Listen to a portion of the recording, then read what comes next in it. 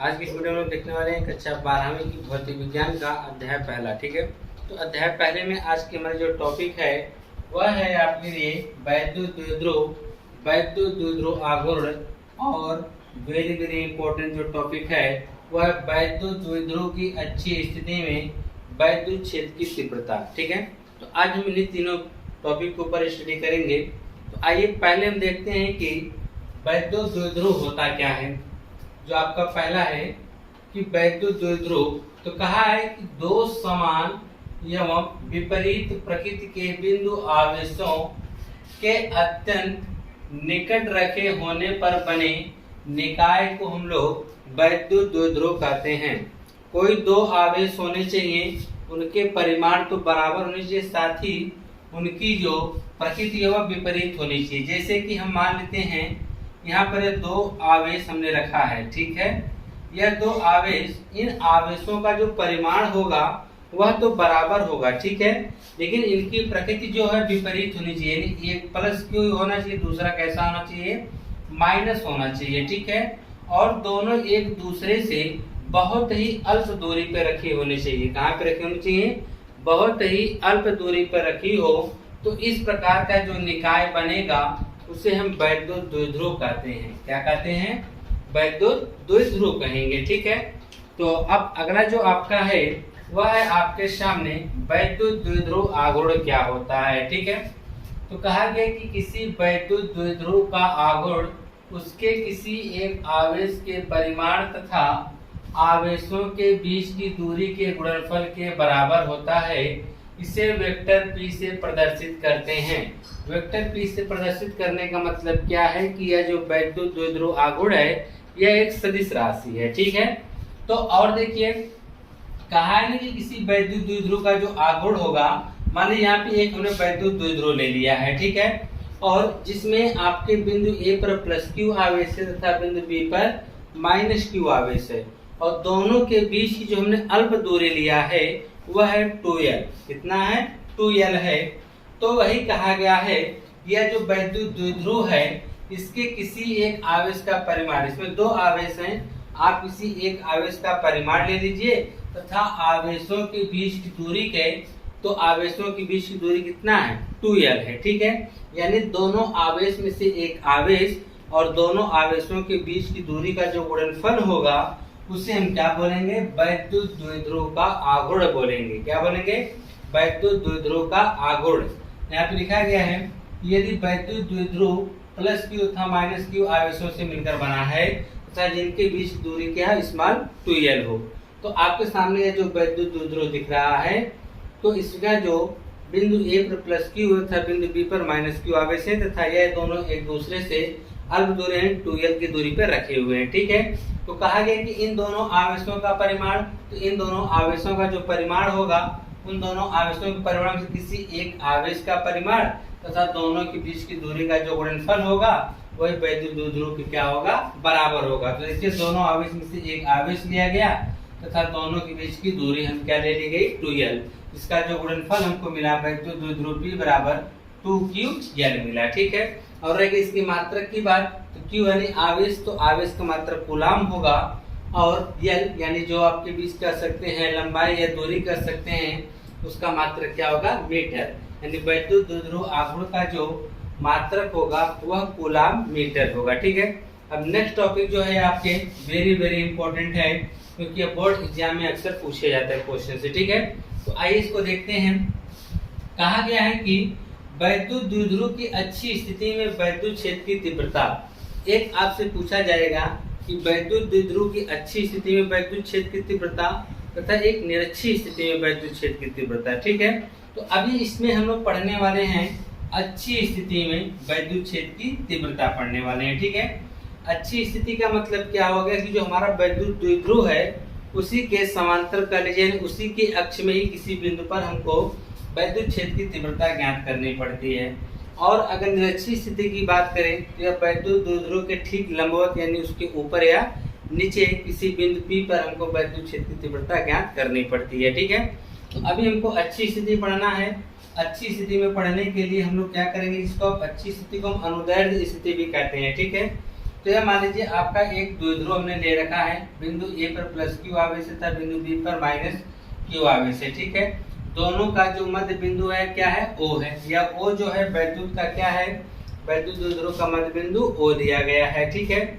जब हम ओ लेंगे दोनों के बीच की दूरी कितना है 2l, तो मध्य बिंदु ओ से हम देखेंगे तो यह भी l होगा, यह भी l होगा, दोनों को मिला देंगे तो क्या आ जाएगा 2l आ जाएगा। अगर आप दोनों को मिला भी देंगे इस प्रकार से तो दोनों वैद्युत द्विध्रुव यानी दोनों आवेशों के बीच की दूरी कितना आ जाएगा, स्मॉल 2l आ जाएगा। इसी को आपने अलग अलग करके ये रेल लिख दिया गया है, ठीक है।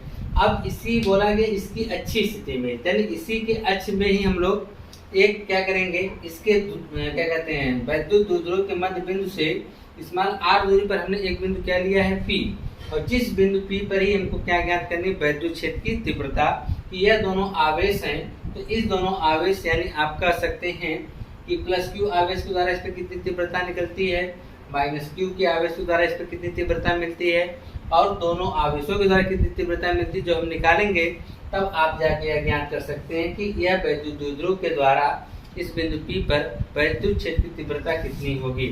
तो हमको वैद्युत क्षेत्र की तीव्रता निकालने के लिए हमको क्या करना पड़ेगा, हमको यह देखना पड़ेगा कि इन दोनों आवेशों का जो गुणनफल होगा और इनके बीच की दूरी का वर्ग। तो हमको यह देखना पड़ेगा कि इनके बीच की दूरी कितनी है। तो हम देख रहे हैं कि बिंदु O से P की जो दूरी वह स्मॉल r दूरी पर है। तो इसमें कहा भी गया है कि हमने क्या क्या लिया है, पहले इसको समझ लीजिए। कहा गया कि माना एक वैद्युत द्विध्रुव AB दो बिंदु आवेशों प्लस क्यू तथा माइनस क्यू से मिलकर बना है, जिनके बीच की दूरी स्मॉल 2l है, तब वैद्युत द्विध्रुव के परावैद्युतांक के माध्यम में स्थित है। वैद्युत द्विध्रुव की अक्ष या अनुदैर्ध्य स्थिति में वैद्युत द्विध्रुव के केंद्र O से स्मॉल r दूरी पर स्थित बिंदु P पर वैद्युत क्षेत्र की तीव्रता ज्ञात करनी है। आपको इसी चित्र के बारे में लिखना है। अगर आपने चित्र तैयार कर लिया है तो आप इसके बारे में लिख सकते हैं। क्या लिखेंगे, यहाँ पे सबसे पहले लिखेंगे कि एक वैद्युत द्विध्रुव AB है, जिसके बिंदु A से लेकर प्लस क्यू आवेश है तथा बिंदु से लेकर क्या है माइनस क्यू आवेश है, ठीक है। तथा वैद्युत द्विध्रुव का मध्य बिंदु क्या है, O है। यह जो वैद्युत द्विध्रुव रखा गया है के परावैद्युतांक माध्यम में रखा हुआ है, ठीक है। वैद्युत द्विध्रुव के मध्य बिंदु O से स्मॉल r दूरी पर एक बिंदु, इसी की अच्छी स्थिति में कहेंगे, इसी की अच्छी स्थिति में वैद्युत द्विध्रुव की अच्छी स्थिति में स्मॉल r दूरी पर एक बिंदु P है, जहाँ पे हमको वैद्युत क्षेत्र की तीव्रता क्या करनी है, ज्ञात करनी है। बस इतना ही आपको लिखना है। तो आप देखेंगे कि जो O से P की दूरी वह स्मॉल r है, तो जब हम A से निकालें इसकी दूरी, तो यहाँ से यहाँ तक टोटल, ध्यान से आप देखेंगे यहाँ से लेकर यहाँ तक टोटल r है। हमको चाहिए इस A से इसकी दूरी कितनी है, तो हम क्या करेंगे, टोटल r में से यह दूरी काट के घटा देंगे।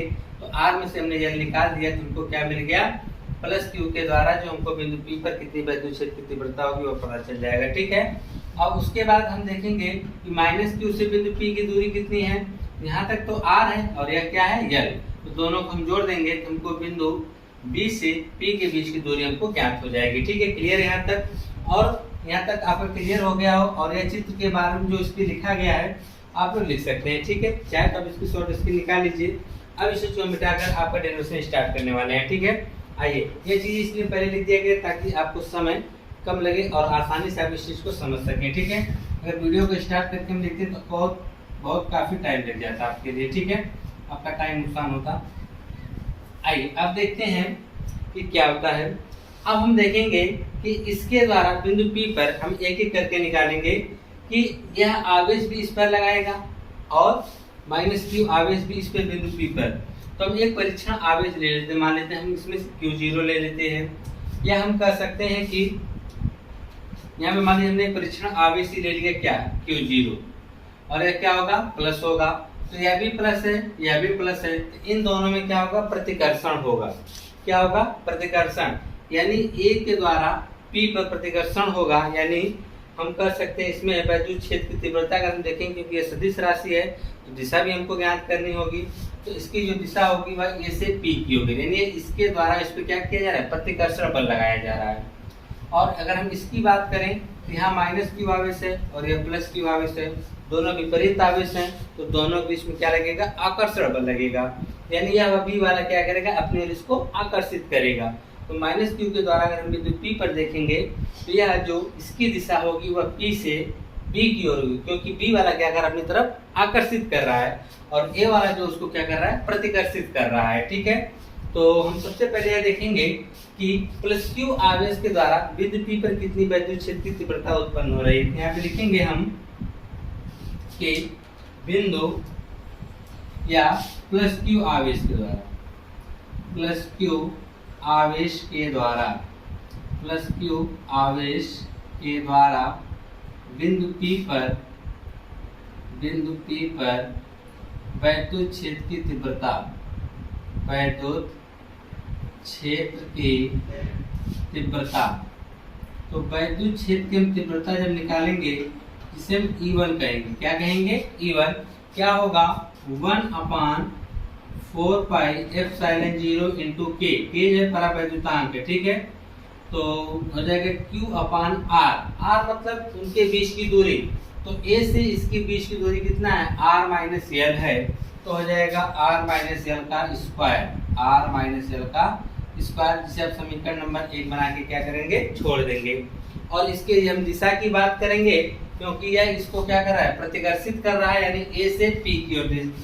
यहाँ पे लिख सकते हैं इसकी दिशा की अगर हम बात करेंगे, तो यहाँ पे लिख सकते हैं A से, या AP लिख सकते हैं, क्या लिख सकते हैं, AP, यानी जो इसकी दिशा है वह A से P की ओर है। ठीक है, अब हम देखेंगे इसके द्वारा माइनस Q आवेश के द्वारा बिंदु P पर कितनी वैद्युत क्षेत्र की तीव्रता उत्पन्न हो रही है। यहाँ पे लिखेंगे माइनस Q आवेश द्वारा, माइनस Q आवेश द्वारा, माइनस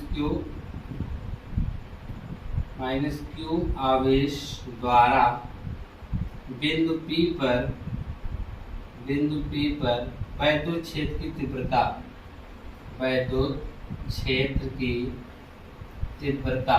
ठीक है, तो जब हम वैद्युत क्षेत्र की तीव्रता निकालेंगे, इसे हम कह देंगे E2, क्या नाम दे दिया जाएगा, E2 से कहेंगे, इसका क्या हो जाएगा फार्मूला, 1/4 पाई एप्सिलॉन 0 गुणे Q, यानी आवेश की हम बात करेंगे तो यहाँ पर कौन सा आवेश है, माइनस Q आवेश है। ठीक है, तो हो जाएगा माइनस Q अपान R स्क्वायर, का मतलब इनके दोनों के बीच की दूरी, तो दोनों के बीच की दूरी क्या है, R प्लस L, तो हो जाएगा R प्लस L का स्क्वायर, क्या हो जाएगा, R प्लस L का स्क्वायर। अब देखेंगे कि आपने A के द्वारा भी P पर आपने वैद्युत क्षेत्र की तीव्रता निकाल लिया, B के द्वारा भी आपने बिंदु P पर वैद्युत क्षेत्र की तीव्रता निकाल लिया।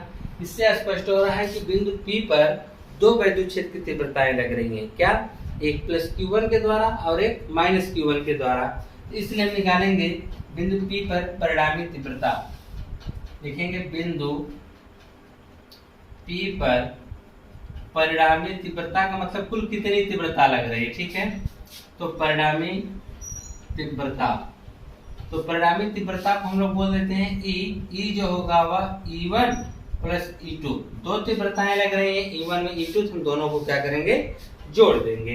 तो E1 हम देखेंगे कितना है, E1 है 1/4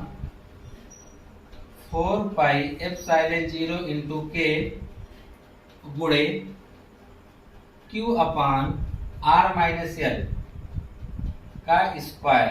ठीक है, प्लस दूसरा वाला जो है आपका E2 है 1/4 पाई एप्सिलॉन 0 इंटू के, यहाँ छूट गया, यहाँ पे लगा लीजिएगा। ठीक है, तो हो जाएगा 1/4 पाई एप्सिलॉन 0 इंटू के गुणे माइनस Q अपान R प्लस L का स्क्वायर, क्या है, R प्लस L का स्क्वायर।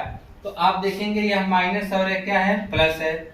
और भी एक चीज देखेंगे इसमें कि 1/4 पाई एप्सिलॉन 0 इंटू के, 1/4 पाई एप्सिलॉन 0 इंटू के Q दोनों जगह कॉमन है, तो निकाल लीजिए क्या कॉमन, ऊपर से Q कॉमन है, नीचे से 4 पाई एप्सिलॉन 0 इंटू के, यह सब चीजें कॉमन है। जब हम निकाल लिए 1/4 पाई एप्सिलॉन 0 Q, तो बचा क्या, 1/R माइनस L का स्क्वायर बच गया। यह माइनस और यह प्लस क्या हो जाएगा, माइनस। तो यहाँ से भी आप देखेंगे 1/4 पाई एप्सिलॉन 0 इंटू के और Q बाहर निकल गया, तो क्या बचा, 1 कोष्टक में R प्लस L का स्क्वायर, यही बच गया है। ठीक है, अब आगे देखिए क्या करेंगे, तो आपका यहाँ पर बचा हुआ है Q/4 पाई एप्सिलॉन 0 इंटू के कोष्टक में, तो यह कोष्टक क्लोज कर दीजिए। ठीक है, तो कोष्टक में आप देखिए इनका जब एलसीएम लेंगे तो इनका एलसीएम आपके सामने यह आ जाएगा, इन्हीं का गुणा r माइनस यल का स्क्वायर r प्लस यल का स्क्वायर, यही नहीं आएगा। तो r माइनस यल के स्क्वायर से r माइनस यल का स्क्वायर कट जाएगा, बचेगा क्या, r प्लस यल का स्क्वायर, तो ऊपर हो जाएगा r प्लस यल का स्क्वायर माइनस r प्लस यल के स्क्वायर से r प्लस का स्क्वायर कट जाएगा, बचेगा क्या, r माइनस यल का स्क्वायर हो जाएगा r माइनस यल का स्क्वायर। ठीक है, अब देखिए आगे क्या होगा, q अपान 4 पाई एप्सिलॉन 0 इंटू के कोष्टक में। देखिए अगर आप इसका स्क्वायर अलग अलग तोड़ते हैं तो तोड़ दीजिए, तो ऐसे आप a प्लस बी यानी ए स्क्वायर माइनस बी स्क्वायर का फार्मूला लगाइए, या a प्लस बी का होल स्क्वायर, एक बार a माइनस बी का होल स्क्वायर। दो तरीके हैं, या तो आप लगाइए फार्मूला ए स्क्वायर माइनस बी स्क्वायर का, इसे टोटल a मानो, इसे टोटल क्या मानो b, तो आपको कैलकुलेशन कम करना पड़ेगा। अगर आप इसको अलग अलग तोड़ते हो, a प्लस बी का square minus a minus B का होल स्क्वायर, तो लॉन्ग जाएगा। तो हम लोग क्या करते हैं, टोटल इसको हम a मान लेते हैं, यानी ये जो r प्लस यल इसे हम a मान लेते हैं, r माइनस यल जो इसे हम क्या मान लेते हैं b। तो हम पहले लिखेंगे a प्लस बी का मतलब r प्लस यल फिर प्लस r माइनस यल, तो यह टोटल a हो गया प्लस टोटल b। दूसरे कोष्टक में a माइनस बी, तो a आपका क्या है r प्लस यल, जब हम माइनस रखेंगे ना तो चिन्ह इनका बदल जाएगा, ये माइनस हो जाएगा, क्या होगा प्लस, तो माइनस r प्लस यल होगा। ठीक है, और बटा में अगर आप देखेंगे कहीं पे लिखा हो a स्क्वायर बी स्क्वायर, इसे आप लिख सकते हैं ए बी का होल स्क्वायर है। ठीक है, उसी तरह से r माइनस यल का स्क्वायर r प्लस यल का स्क्वायर, इसे हम लिख सकते हैं r माइनस यल का स्क्वायर r माइनस यल, और इसे लिख सकते हैं r प्लस यल, और दोनों का हम होल स्क्वायर इस प्रकार से लिख सकते हैं। ठीक है, यह कोष्टक क्लोज हो गया। आप देखेंगे यल से यल कट गया और r से r कट गया। ठीक है, तो नीचे क्या बचा, q अपान 4 पाई एप्सिलॉन 0 इंटू के कोष्टक में यहाँ r दो ठो r बच गया है, और गुणे में यहाँ यल दो ठो यल बच गया है। पूरे के बटा में एक कोष्टक में a माइनस बी, दूसरे कोष्टक में a प्लस बी, यानी a square minus B square, यानी r square minus L square, इस पूरे का भी क्या है होल स्क्वायर है। इतना चीजें तो आप समझ गए होंगे। ठीक है, तो अगर हम इसका गुणा कर दें तो हो जाएगा 2 दूनी 4 r हो जाएगा। ठीक है, तो इधर से हम मिटा देते हैं, आप लोग इसका नोट कर दे चलिए, जगह कम होने के कारण, तो इसकी आप शॉर्ट स्क्रीन निकाल लीजिए। ठीक है, तो अब ऊपर से हम करते हैं इधर से डेरिवेशन। जी बिल्कुल, देखिए तो यहाँ से आपका बचा हुआ है माइनस क्यू अपान 4, सॉरी माइनस नहीं है, क्यू अपान 4 पाई एप्सिलॉन 0 इंटू के कोष्टक में हम देखेंगे 2 दूनी 4 r l हो जाएगा, 2 दूनी 4 r l बटा में आपका हो जाएगा r square minus L square पूरे का होल स्क्वायर। अब एक चीज आप ये देखेंगे कि यह r की अपेक्षा यल का मान क्या बहुत ही छोटा है, तो जब जो भी मान अगर छोटा होता है उसका स्क्वायर अगर हम करते हैं तो और भी छोटा हो जाता है। जैसे मान लीजिए कि 2 हमने ले लिया है, 2 का स्क्वायर करेंगे तो 4 आएगा। अगर यहीं पर हम 0.2 ले लेंगे और 0.2 का स्क्वायर करेंगे, इसका स्क्वायर 0.4 आएगा, यानी 0.2 का स्क्वायर इससे भी छोटा मान आया। अगर हम छोटा मान लेते हैं तो उसका अगर हम स्क्वायर करते हैं तो वह और भी छोटा आ जाता है।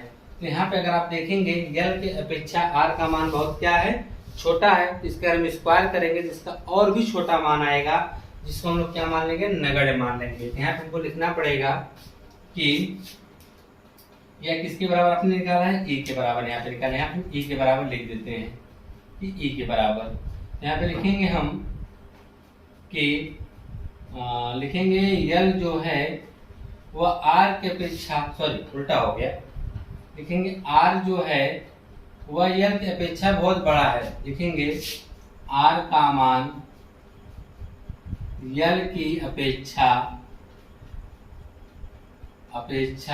बहुत बड़ा है, बहुत बड़ा है तो आर स्क्वायर का मान एल स्क्वायर की अपेक्षा अत्यधिक बड़ा होगा। अर्थात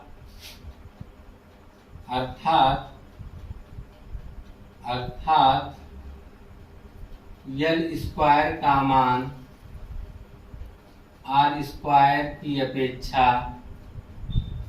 नगण्य है। नगण्य का मतलब कुछ भी नहीं है, नगण्य है। तो हम लोग क्या करेंगे कि एल स्क्वायर का मान छोड़ने पर या छोड़ देते हैं, क्या लिखेंगे, छोड़ देते हैं। जब हम देखते हैं कि एल स्क्वायर की अपेक्षा आर का मान जब बहुत छोटा आ रहा है, सॉरी आर के अपेक्षा एल का मान अगर छोटा आ रहा है तो उसका स्क्वायर कर रहे हैं तो और भी हमको छोटा मिल जा रहा है, जिसकी वजह से कैलकुलेशन आसान करने के लिए हम क्या करते हैं, उसके मान को हम लोग क्या करते हैं, नगण्य मान लेते हैं, उसको मान को हम लोग छोड़ देते हैं।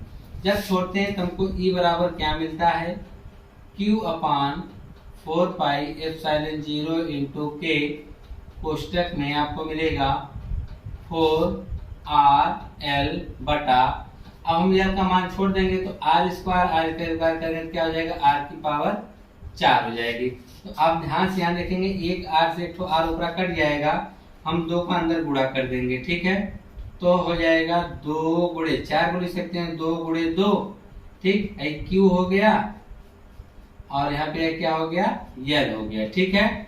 और उसके बाद बटा में, सॉरी एक चीज यहाँ पे मिस्टेक हो गया, यहाँ पे लिखेंगे 1 अपान 4 पाई एप्सिलॉन 0 इंटू के, ठीक है, और फिर उसके बाद गुणे। अब हम क्या करेंगे, इस 4 को लिख सकते हैं 2 गुणे 2 क्यू यल अपान आर की पावर 3, क्योंकि एक आर से एक आर हमने काट दिया है, इस 4 को हमने 2 गुणे 2 इसलिए लिखा है क्योंकि 2 क्यू यल बराबर जो होता है, अभी आपने यहाँ पे पढ़ा था P बराबर 2 क्यू यल वैद्युत द्विध्रुव आघूर्ण होता है ना, यहाँ पे लिखेंगे परंतु P बराबर 2 क्यू यल, या परंतु वैद्युत द्विध्रुव आघूर्ण लिख सकते हैं, परंतु वैद्युत द्विध्रुव आघूर्ण P बराबर 2 क्यू यल, ठीक है। तो जहाँ 2 क्यू यल है वहां पर क्या रख सकते हैं, P रख सकते हैं, क्या रख सकते हैं, P रख सकते हैं। तो E बराबर आपको मिलेगा 1 अपान 4 पाई एप्सिलॉन 0 इंटू के गुणे, तो यहाँ हो जाएगा 2 और इसके बदले में क्या लिख सकते हैं, P, 2P बटा आपको मिलेगा R क्यूब, ठीक है। तो यह जो आपका परावैद्युतांक है, सॉरी यह जो आपका वैद्युत द्विध्रुव है, यह वायु में हो या निर्वात में हो तो हम लोग क्या करते हैं, K बराबर 1 रख लेते हैं, ठीक है। लिखेंगे कि वायु या निर्वात हो तो यहाँ पे लिख सकते हैं वायु या निर्वात के लिए तो हम क्या रख सकते हैं, K बराबर 1 रखते हैं, क्या रखते हैं, K बराबर 1, तो हमको मिलता है E बराबर 1 अपान 4 पाई एप्सिलॉन 0 गुणे 2P अपान R क्यूब। यही जो होता है आपका वैद्युत क्षेत्र की तीव्रता, किस बिंदु पर, बिंदु P पर। तो आप कहेंगे कि वैद्युत द्विध्रुव के कारण बिंदु P पर वैद्युत क्षेत्र की तीव्रता जो होगी वह होगी 1 अपान 4 पाई एप्सिलॉन 0 गुणे 2P अपान R क्यूब होगा, ठीक है। उसके अगर मात्रक की बात करें, इसका मात्रक जो होगा वह होता है न्यूटन प्रति कूलाम, क्या होता है, न्यूटन प्रति कूलाम होता है, ठीक है, इसका मात्रक होता है, ठीक है।